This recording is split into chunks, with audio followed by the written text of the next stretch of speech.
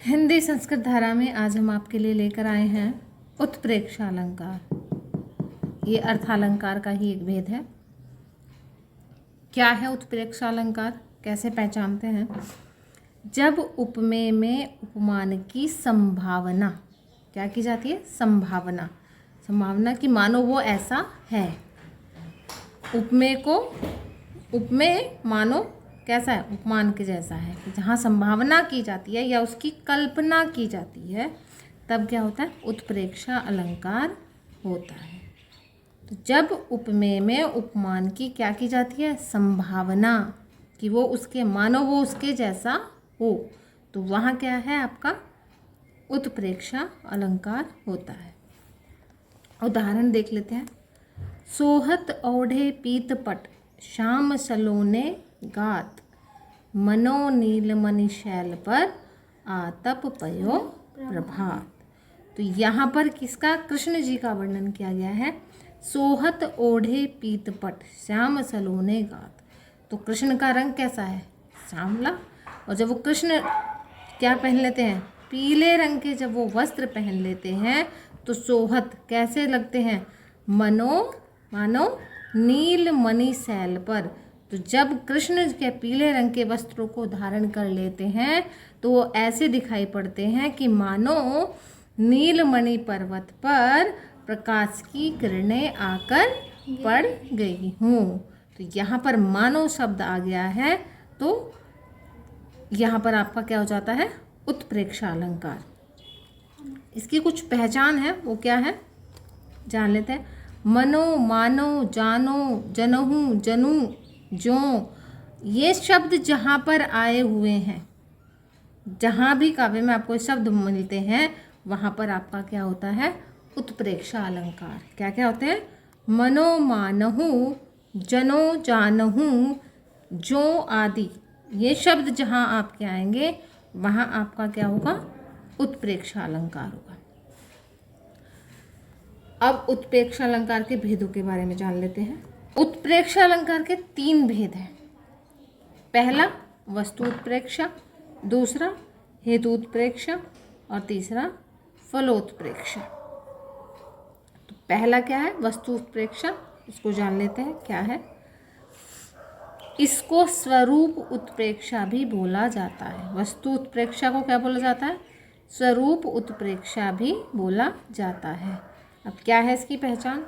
जब किसी पद में एक वस्तु में दूसरी वस्तु की संभावना प्रकट की जाती है तो वहाँ क्या होता है? आपका वस्तु उत्प्रेक्षा अलंकार होता है।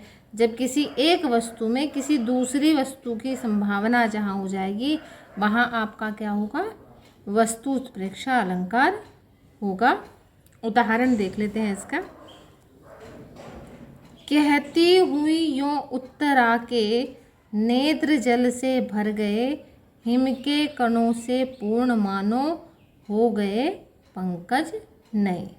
तो यहाँ पर क्या है? उत्तरा के नेत्र, जल से भरे हुए नेत्र कैसे लग रहे हैं वो यहाँ पर बताया गया है कि कैसे लग रहे हैं?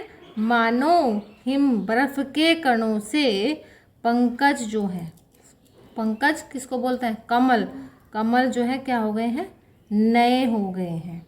हिम के कण जब उस पर पड़ते हैं कमल पर तो क्या हो जाता है? वो उसकी जो ऊपर धूल या जो भी कुछ इकट्ठा हुआ रहता है वो क्या है? साफ हो जाता है और वो फिर क्या है? ऐसा लगता है जैसे वो बिल्कुल नया हो गया हो। तो उत्तरा के नेत्रों, जल से भरे हुए जो नेत्र हैं वो किसके जैसे लग रहे हैं? मानो ऐसे लग रहे हैं। समान नहीं, समान अगर कहेंगे तो आपका क्या आ जाएगा? उपमा आ जाएगा। उसने कहा कि कहती हुई यों उत्तरा के जल से भर गए नेत्र।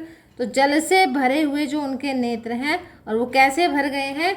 जैसे हिम के कणों से पूर्ण मानो हो गए पंकज नए।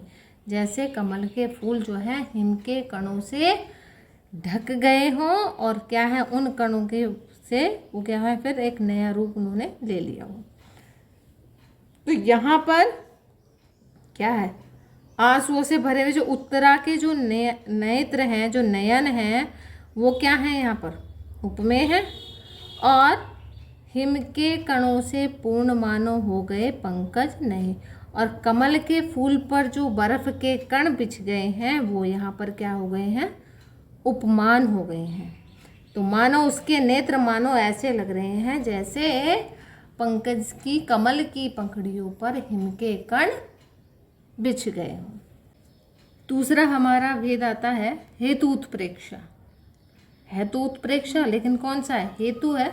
कैसे है, जब किसी पद में अहेतु, हेतु का मतलब क्या होता है, कोई कारण, है ना।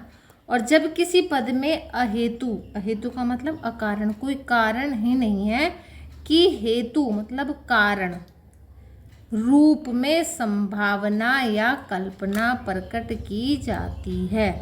अकारण जो कारण नहीं है, है ना, पद है कोई चल रहा है उसमें कोई जो हम वर्णन कर रहे हैं जिसका, वहाँ उसका क्या कोई कारण नहीं है, लेकिन कारण न होते हुए भी वहाँ पर कारण की संभावना को दिखाना, वो क्या कहलाता है आपका हेतु उत्प्रेक्षा अलंकार। उदाहरण से जान लेते हैं। मनो कठिन आंगन चली ताते राते पाए। मानो कठिन आंगन चली ताते राते पाए। नायिका के जो लाल पैर हैं, पैर कैसे हैं, लाल हैं बिल्कुल, और उनको क्या मान लिया गया है, ऐसे क्यों है वो, तो वो यहाँ पर बताया गया है कि नायिका के जो पैर हैं वो कैसे हैं, लाल हैं, और वो लाल पैर जो हैं, उनके जो पैरों की जो वो लाली है, उसे देखकर ऐसे लगता है कि मानो कठिन आंगन चली, है ना। आंगन पर, कठिन आंगन पर नंगे पैर चलने से ताते राते पाए, उसकी जो रातें हैं, उसके जो पाए हैं, पैर जो हैं वो क्या हो गए हैं, राते लाल हो गए हैं, है ना। वो स्वाभाविक है, उसका जो पैरों की जो लालिमा है वो क्या है, स्वाभाविक है, वो ऐसा ही है। लेकिन कवि ने वहाँ क्या संभावना कर ली है कि उसके पैरों की लालिमा को देखकर ऐसे लगता है कि जैसे कठिन आंगन पर चलने से उसके पैर क्या हो गए हैं, लाल हो गए हैं।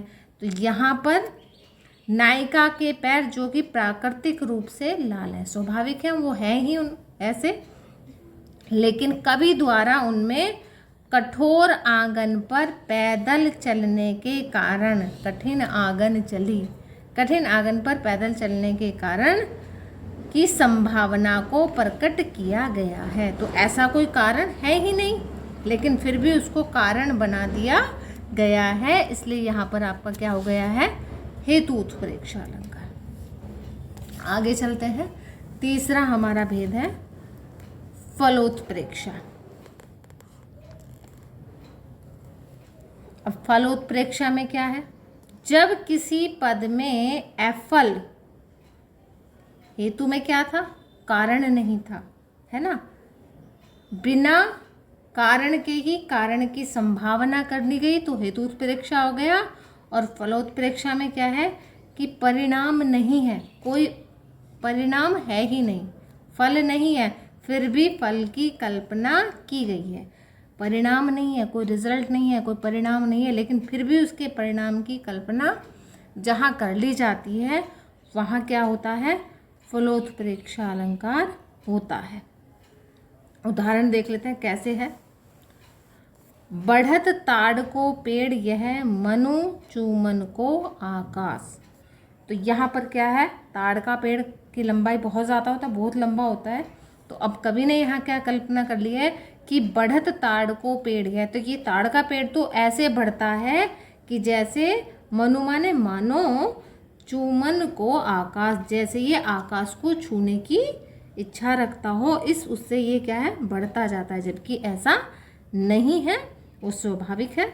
तो ऐसा कोई परिणाम है ही नहीं, उसके बढ़ने का परिणाम वो क्या है, उसके बढ़ने का परिणाम ये नहीं है, वो ये नहीं चाहता है कि मैं आकाश को छू लूँ, वो तो स्वाभाविक है ना, परिणाम नहीं है, लेकिन फिर भी क्या है, उसका परिणाम निकाल लिया गया है कि उसके वो अगर वो बढ़ता हुआ जा रहा है तो किसके लिए, क्या प्राप्त करने के लिए, आकाश को छूने के लिए, जबकि ऐसा कुछ भी नहीं है।